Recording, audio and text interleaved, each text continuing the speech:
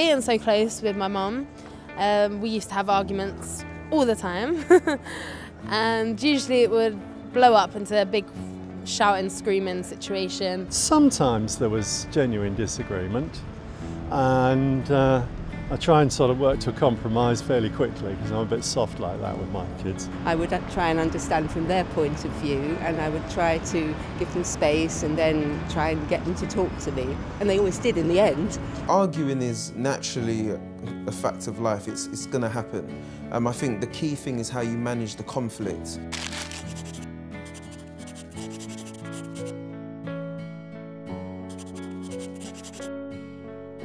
Well, children do know what buttons to press, most definitely. They know what's going to hurt you, they know what's going to rile you.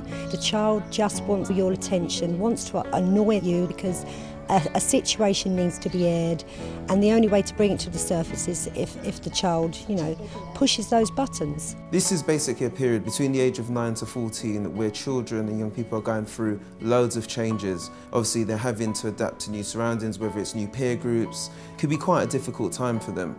So it's about being sensitive to those changes. If you do argue, you've got to try and stay.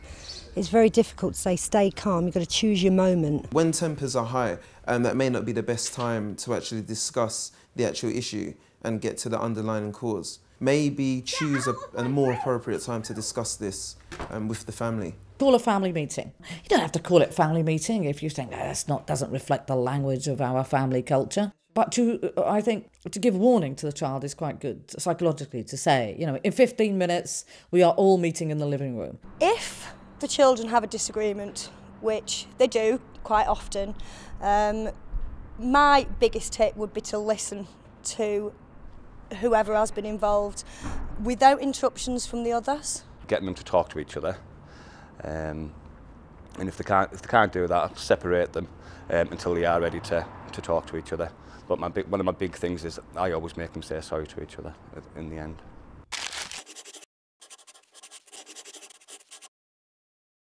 Like my mum and dad have always said, just if you've got to say anything, just come out with it. Don't keep anything locked up, sort of thing. So it's always been quite an open sort of house.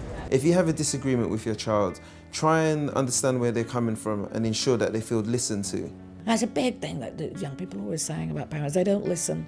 And it's a weird thing. Sometimes the parents are, but they're forgetting to show it. So if you're looking at somebody's face and you're nodding and stopping and saying, okay, is that what you're saying? Can I just check out that you're saying this? Then the child knows they're listened to.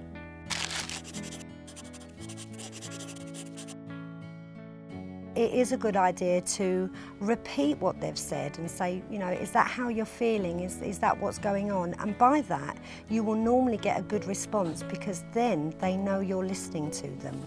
And that goes for all family members. If there is a conflict or a disagreement between yourself and another adult in the household, I think it's important for children to basically see that issue resolved. And obviously for them, they need to obviously understand and learn that conflict does end. I'm always looking to teach the child something in any kind of interaction at all. That is teaching the child how to reason and preparing them in some way. Okay, this is how situations get resolved.